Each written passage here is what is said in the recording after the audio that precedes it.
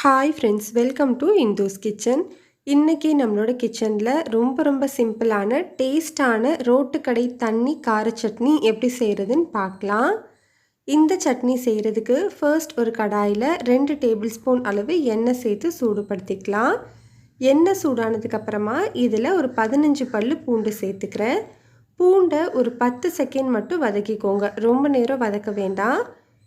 இது கூட 2 பெரிய வெங்காயத்தை ரஃப்பாக கட் பண்ணிவிட்டு சேர்த்துக்கலாம். வெங்காயத்தையும் ஒரு நிமிஷத்துக்கு மட்டும் வதக்கிக்கோங்க. இந்த சட்னிக்கு வெங்காயம், தக்காளி, பூண்டு எதுவுமே ரொம்ப அதிகமாக வதங்கக்கூடாது, லைட்டாக தான் வதங்கணும்.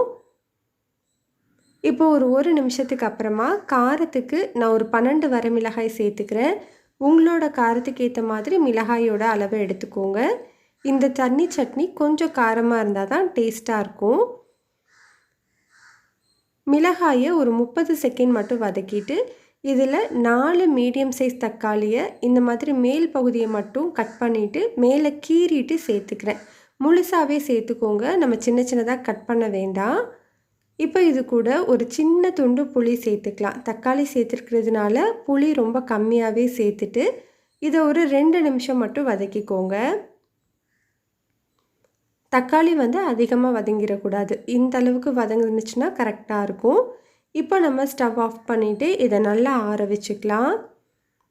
ஆறினதுக்கப்புறமா இதை ஒரு மிக்ஸி ஜாரில் சேர்த்துக்கலாம். இப்போ இந்த சட்னிக்கு தேவையான அளவு உப்பு, 1 டீஸ்பூன் அளவு கல்லுப்பு சேர்த்துட்டு கொஞ்சமாக தண்ணி ஊற்றி நல்லா ஸ்மூத்தான சட்னியாக அரைச்சி எடுத்துக்கலாம். இப்போது அரைச்சி வச்சுருக்கிற சட்னியை தனியாக வச்சுக்கோங்க. ஒரு கடாயில் 1 டேபிள் ஸ்பூன் அளவு எண்ணெய் சேர்த்து சூடுபடுத்திக்கலாம். எண்ணெய் சூடானதுக்கப்புறமா 1/2 டீஸ்பூன் கடுகு, 1/2 டீஸ்பூன் உளுந்தம்பருப்பு, 1/2 டீஸ்பூன் அளவு கடலைப்பருப்பு சேர்த்துக்கலாம். இப்போ இதெல்லாமே நல்லா பொரிஞ்சதுக்கப்புறமா இதில் 2 வரமிளகாயை முழுசாகவே சேர்த்துக்கிறேன். கூடவே கொஞ்சமாக கருவேப்பிலை சேர்த்து தாளிச்சிக்கலாம். இப்போ இதெல்லாமே நல்லா பொரிஞ்சு வந்ததுக்கப்புறமா இதில் ஒரு பெரிய வெங்காயத்தை நீளமாக கட் பண்ணிவிட்டு சேர்த்துக்கலாம். இந்த வெங்காயத்தை 2லேருந்து 3 நிமிஷத்துக்கு நல்லா வதக்கி விட்டுக்கோங்க. வெங்காயம் நல்லா வதங்கினதுக்கப்புறமா நம்ம ரெடி பண்ணி வச்சுருக்கிற சட்னியை உள்ளே சேர்த்துக்கலாம். சட்னி சேர்த்ததுக்கப்புறமா மிக்ஸி ஜார் கழுவிட்டு 2 கப் அளவு தண்ணி சேர்த்துக்கிறேன். தண்ணி சேர்த்து நல்லா மிக்ஸ் பண்ணி விட்டுக்கோங்க. உங்களுக்கு சட்னியோட கன்சிஸ்டன்சி இந்த மாதிரி இருந்ததுன்னா கரெக்டாக இருக்கும். இப்போது ஸ்டவ்வை மீடியம் ஹீட்டில் வச்சுட்டு ஒரு 3லேருந்து 4 நிமிஷத்துக்கு நல்லா கொதிக்க வச்சுக்கோங்க. சட்னியோட பச்சை வாசனை சுத்தமாக போகணும். நல்லா இந்த மாதிரி கொதித்து வந்ததுக்கப்புறமா நம்ம ஸ்டவ் ஆஃப் பண்ணிக்கலாம். சட்னியோட கன்சிஸ்டன்சி பாருங்கள், இந்த மாதிரி தான் இருக்கணும்.